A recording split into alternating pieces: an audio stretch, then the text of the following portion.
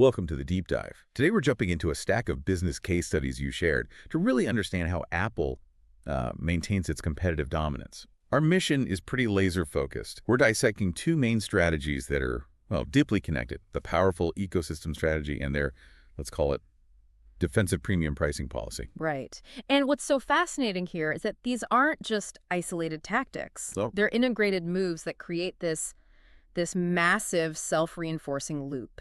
It practically guarantees their future profits and extends their influence way beyond just a single product release. okay, so let's unpack that. Yeah. Your material really stresses that Apple competes through these integrated ecosystems, not just by selling, standalone products. Exactly. So what does that really look like? The idea isn't just to make a great phone, but to make the whole experience better when everything's used together, the Mac, the watch, the iPhone. Precisely. It's that tight functional connection, seamless iCloud syncing, the sheer simplicity of iMessage and FaceTime, the way your AirPods just instantly switch between devices.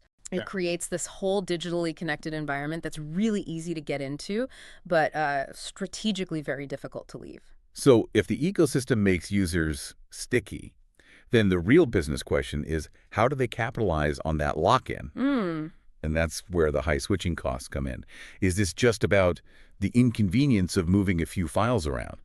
Or is the real cost, psychological? Oh, it's definitely the sense of sunk cost. It's a huge psychological barrier. Right. It's not just the compatibility headaches. It's that moment you realize you spent hundreds on accessories like AirPods or an Apple Watch that just won't work as well anywhere else. Or at all in some cases. Exactly. And then there are the years of data, photos, messages that feel trapped. It all locks you in and just massively reduces customer churn. And that dependency, that lock-in, is what allows them to defend their second and very profitable strategy, premium pricing. They deliberately set prices significantly above the market average. I remember one source pointing out that Apple is one of the only companies where people will happily wait 2 months for the new gadget, ignoring cheaper and sometimes technically similar devices that are available right now.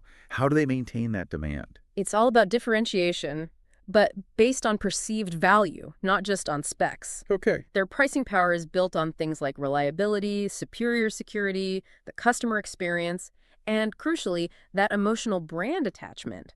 They've managed to compete on value, which lets them skip the price wars entirely. So what does this all mean for the company itself? Those exceptionally high profit margins must be critical to their long-term advantage. What do all those billions actually fund? Well, that high-margin strategy supports continuous strategic reinvestment. It funds their massive R&D, allowing for this constant incremental innovation. So not chasing fads. No, not at all. It's about refining the core user experience, like moving from the old headphone jack to, truly seamless wireless charging. And critically, it also funds their extreme vertical integration. They design their own semiconductor chips, their own core software. That's a huge point that I think deserves more detail. What does designing their own chips instead of just buying them off the shelf actually achieve for you, the listener? It gives them strategic independence and amazing quality control, but the real benefit is optimization. Ah, okay. It lets them fine-tune that relationship between the hardware and the software, ensuring optimized battery life and performance in ways competitors who use off-the-shelf parts simply cannot match. That's the core competitive edge right there. So the central strategic lesson here is pretty clear. Sustained competitive advantage is built through this careful alignment of innovation focused on experience, tight ecosystem control, and the pricing power that results from it all. Success isn't about offering the cheapest product. It's about creating the strongest perceived value. And this raises a really important question for you to consider. Given all the increasing global regulatory scrutiny aimed at big tech's control over digital platforms. Yeah, the App Store specifically. Right, access and openness. How will Apple balance maintaining its high-value, closed ecosystem while facing all these mounting political and legal demands for more competition and compliance? This is definitely something to mull over on your own.